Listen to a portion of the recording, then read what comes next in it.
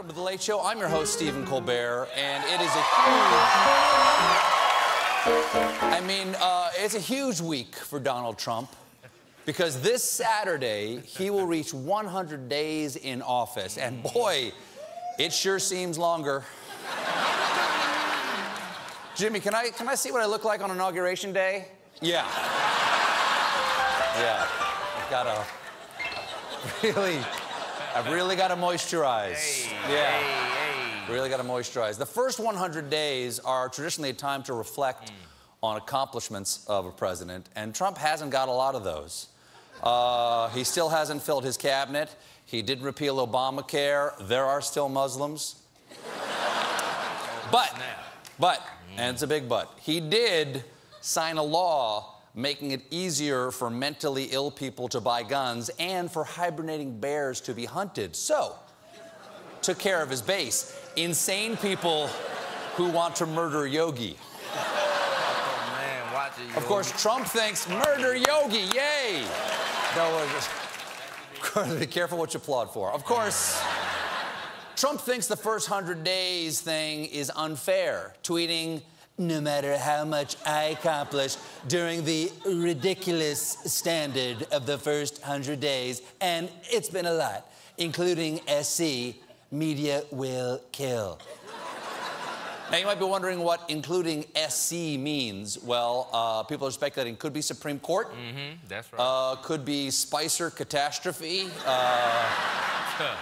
Sarah Connor, I don't know. Sarah Connor. Or maybe Stephen Colbert. After all, it's possible. He's been on the show. I gotta say, Donald Trump has done a lot for me in the first 100 days. Thank you for your service, Mr. President. I'm not. And now I feel dirty. To mark his first 100 days, Trump sat down for a wide-ranging and even wider rambling interview with the Associated Press. And he was asked, as a candidate, you put out a 100-day plan. Do you feel like you should be held accountable to that plan? And he answered, somebody put out the concept of a 100-day plan. Yeah, somebody put out a concept of a 100-day plan. Who was that again? The first 100 days of my administration. This 100-day plan, what follows is my 100-day action plan to make America great again. It's a contract between Donald J. Trump and the American voter. And the J stands for just kidding. Just psych. Just. Yes. That contract. Besides, I don't think that contract would hold up in court since it was signed by an EKG machine. but the thing that I noticed about this interview is that this is a sit-down, one-on-one conversation, okay? And a lot of his answers were unintelligible. 16 times it's just unintelligible. Are they not allowed a follow-up question? For instance, huh? And these were the unintelligible moments. It was stuff like this. Secretary Mnuchin is a very talented person, very smart, very successful. I mean, we're gonna be doing major tax reform. Here's part of your story. It's gonna be a big... Well, the one thing I would say, and I say this to people, I never realized how big it was. Everything's so... So,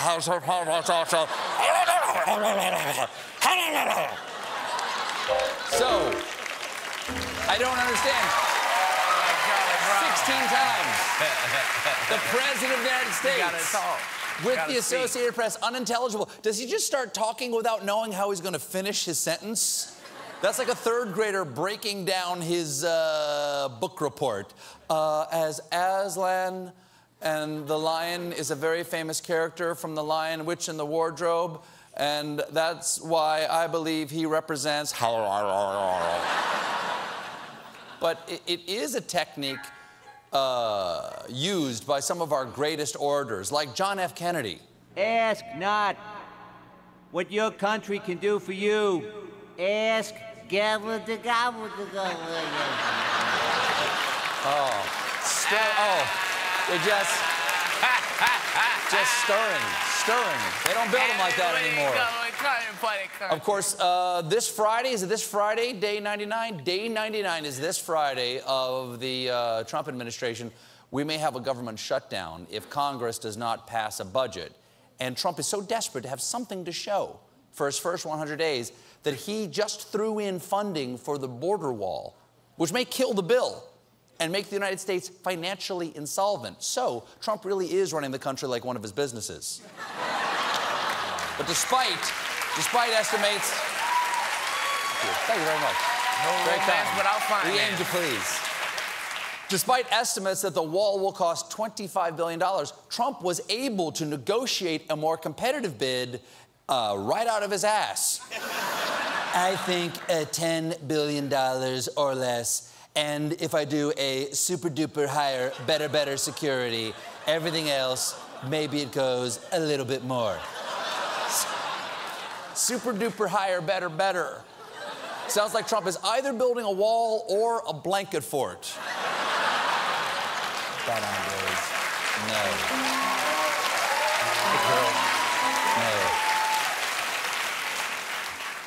But even with all those tremendous adjectives thrown in there, Trump knows the wall is a tough sell, which might be why he tweeted, eventually, but at a later date, so we can get started early, Mexico will be paying in some form for the badly needed border wall.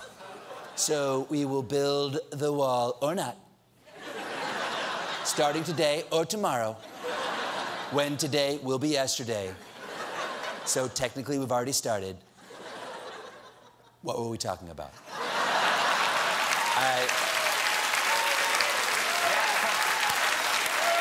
stronger. Daft Punk. Get it. He often looks like he's trying to pick up something hot with just his wrists. Like this. Just, let me just get that. I never thought Trump would seem hesitant about his big campaign promise to build a wall, but this morning he also tweeted, the wall is a very important tool in stopping drugs from pouring into our country and poisoning our youth and many others if... And that's it. That's a cliffhanger. That's it. If it just cuts off. No tweets for another hour and a half. Then the next tweet is not about the wall. Then 3 hours after the first tweet, he finishes the sentence, the wall is not built, which it will be. The drug situation will never be fixed the way it should be. Hashtag build the wall. How is he going to hashtag build the wall when it takes him 3 hours to hashtag build a sentence? Also, under budget though. Under budget. You gotta get it. Oh, yeah. Also, in the same Associated Press interview, again, wide-ranging interview, covered a lot of ground, Trump crowed about what he believes is his biggest accomplishment so far. I have seemed to get very high ratings. I definitely... You know, Chris Wallace had 9.2 million people. It's the highest in the history of the show. CBS Face the Nation host John Dickerson had 5.2 million people. It's the highest for Deface the Nation since the World Trade Center. Since the World Trade Center came down, it's a tremendous advantage. Mr. President, I know you're proud of your ratings, but, how do I say this? It's not generally a good thing to compare yourself to 9/11. Do you know that, right? My first 100 days have been huge. Titanic, okay? We're blowing up, okay? Bigger than anything since Nagasaki. That's how big. Nothing. Again, I'm modeling the behavior of another person. This is not me speaking. This is the hint that it's not me.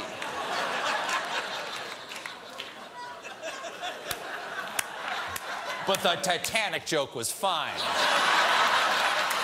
Hot potato.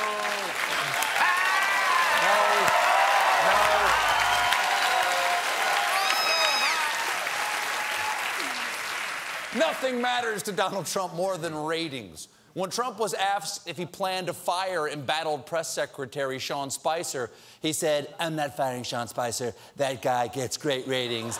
Everyone tunes in." It's true. You can't tear your eyes away from Sean Spicer. It's like watching a car crash that knows nothing about the Holocaust. Okay, but Nagasaki, no way. None of this is going on the air at this point. We've had a great run. The president even proudly noted that his press secretary attracted nearly as many viewers as a daytime soap opera. Oh, clearly Sean Spicer is a soap opera. That explains why his character is constantly getting amnesia. But even though, my friends, even though Trump brings the media boffo ratings, he complained to the Associated Press that they refused to give him a fair shake. "I used to get great press. I get the worst press. It happened during the primaries." And I said, you know, when I won, I said, "Well, the good thing is now I'll get good press." And it got worse. Unintelligible. That is so handy. That is so handy, the unintelligible. Unintelligible. So his staff has been showing him happy coverage. If rolling back environmental regulations gets the president poor press nationally, they show him a more positive headline: "Trump saves coal jobs," for example, in a local paper. Sometimes they have to be very local. Mr. President, here's a headline from the Kushner Family Gazette. "Grandpa Trump makes Christmas fun. Approval rating among grandkids, 65%. We got a great show for you tonight, everybody.